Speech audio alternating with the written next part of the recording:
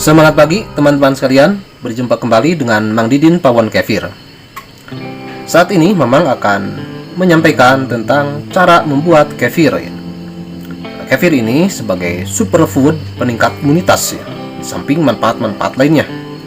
Nah, untuk manfaat lengkapnya silakan teman-teman bisa membuka manfaat kefir itu apa saja, atau susu kefir ya. Jadi boleh disebut kefir atau susu kefir, karena yang paling lazim bahwa kefir itu terbuat dari susu. Jadi susunya boleh susu segar kambing atau susu segar sapi ya. Dan susu segar sapi itu bisa menggunakan susu segar sapi yang murni, atau yang pasteurisasi, atau yang UHT ya. Nah, itu pun sudah Mamang jelaskan tentang kualitas susu terbaik untuk membuat kefir ya. Silakan teman-teman bisa membuka di playlist cara membuat kefir ya. Nah, di situ ada yang berjudul urutan kualitas susu terbaik untuk membuat kefir. Kemudian untuk manfaat kefir juga ada di playlist manfaat kefir. Dan untuk saat ini Mamang akan mencoba untuk menyampaikan cara membuat kefir, supaya bagi seorang pemula tidak dibuat pusing ya. Kefir itu kan banyak jenis variannya. Ada kefir nabati, ada kefir susu, dan lain-lain. Nah, ini akan Mamang sampaikan secara umum saja. Jadi cara membuat kefir itu bagi seorang pemula yang sangat gampang sekali. Cukup yang diperhatikan itu bahannya ada dua ya.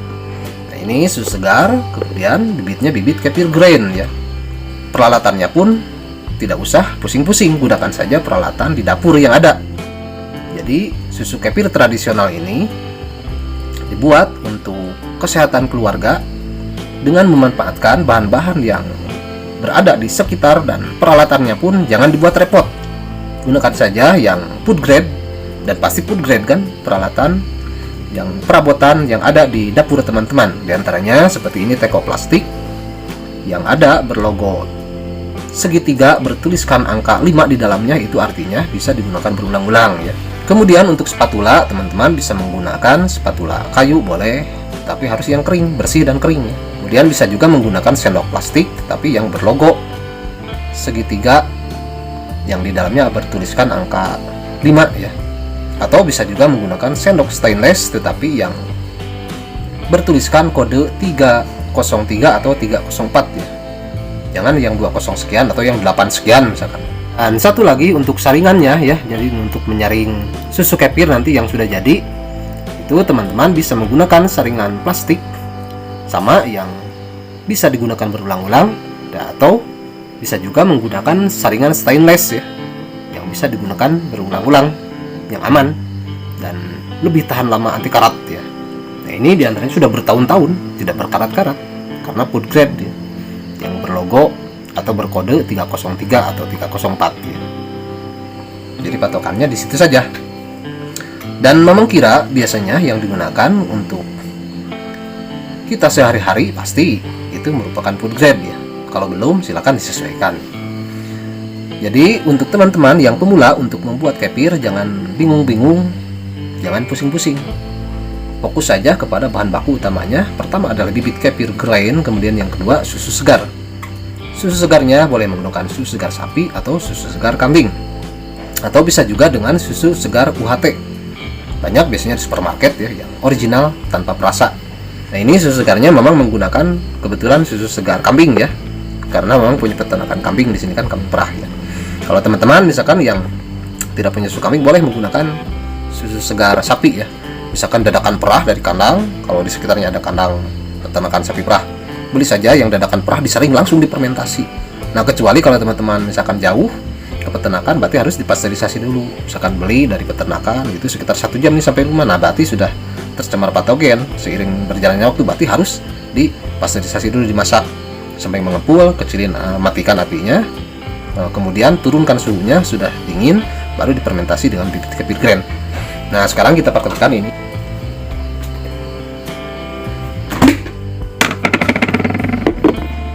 Nah, ini susu kambing segarnya atau susu segarnya kita masukkan ya, sebanyak 1 liter. Kemudian bibit kefir grainnya 5% atau 50 gram, tetapi ini lebih, ini ada 100 gram ya. Tidak apa-apa, kalau punya banyak grain silakan banyak juga, lebih banyak grain lebih cepat memfermentasinya ya. kefirnya sudah dimasukkan. Nah, kemudian setelah dicampurkan, selanjutnya kita aduk ya, supaya tercampur merata ya. Nah, sebentar saja, tidak usah lama-lama. Setelah diaduk, kemudian ditutup rapat ya. Nah, ini sudah tertutup rapat.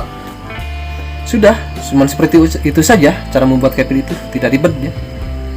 Jadi cukup campurkan saja susu dengan bibit kefir grand dan tutup rapat selama 24 jam. Nah, nanti asalnya cair kan, si susu segar ini setelah 24 jam akan berubah menjadi menggumpal, mengental. Nah, itu tandanya laktasa susu sudah dimakan oleh probiotik kefir dan diubah menjadi bakteri asam laktat, dan di dalamnya sudah kaya dengan probiotik kefir yang bagus untuk kesehatan ya, dapat meningkatkan imunitas tubuh. Kemudian kalau nanti setelah 24 jam itu susu sudah tampak terlihat mengental, menggumpal ya, silakan teman-teman buka saja, kemudian disaring ya, diaduk dulu, kemudian disaring. Boleh menggunakan saringan plastik atau stainless ya, yang lubang besar. Nanti setelah disaring, grainnya yang ada di saringan silakan teman-teman disimpan di dalam toples dan tambahkan susu segar untuk cadangan makanannya selama istirahat sebelum digunakan kembali ya. Maksimal bisa sampai seminggu. Tambahkan saja 3 kali lipat susu segarnya. Kalau grainnya misalkan 50 gram, berarti susu segarnya 150 ml. Nah, kemudian susu kefirnya yang sudah jadi itu segera simpan saja di kulkas supaya dia bisa tahan lama ya. Jadi itu bisa tahan 2 bulan. Nah, nanti kalau mau diminum tinggal dikeluarkan saja, tuang ke gelas, minum, simpan lagi yang sisanya yang belum habis gitu. Seperti itulah cara membuat susu kefir itu teman-teman ya. Jadi tidak usah ribet-ribet. Untuk menambah pengetahuan teman-teman, silakan teman-teman juga bisa membuka video-video Mamang di konten YouTube Mang Didin Pohon Kefir ini ya. Baik tentang cara pembuatan susu kefir, kalau mau misalkan mau membuat berbagai jenis varian silakan ya. Atau hanya dengan seperti itu saja, itu sudah cukup untuk minuman kesehatan keluarga sehari-hari ya. Jadi caranya seperti itu saja. Hari ini misalkan bikin seliter, sudah dimintakan, besoknya misalkan bisa dipermentasikan lagi, terus saja seperti itu. Dan kalau sedang tidak digunakan, si grain itu simpanlah di dalam kulkas ya, yang pendinginnya di bagian bawah ya, bukan di freezer pembekunya di bawah. Itu bisa tahan seminggu dengan penambahan susu segar sebanyak 3 kali lipat dari grain ya. Nah, ini contohnya, ini contoh kefir hasil fermentasi 24 jam. Tapi kalau ini bukan kefir susu ya, kalau ini memang buat dari kefir nabati. Itu hasil praktek membuat kefir nabati dari kelapa muda. Nah, kalau teman-teman sudah bisa prakteknya seperti yang dasar tadi, silakan untuk lanjutan boleh saja membuat kefir nabati. Misalkan ini dari kelapa muda ya, yaitu dari buah kelapa muda yang dagingnya dan air kelapanya itu di blender kemudian disaring. Nah, kemudian air saringannya itu disebut saripati atau sari kelapa muda ya, difermentasi dengan bibit kefir grain 24 jam. Caranya seperti itu sama ya. Nah, ini rasanya enak. Aromanya juga aroma kelapa timbul ya, bercampur dengan aroma seperti tape, dan rasanya asam segar. Ini bisa menggugah selera. Teman-teman silakan bisa dicobain ya.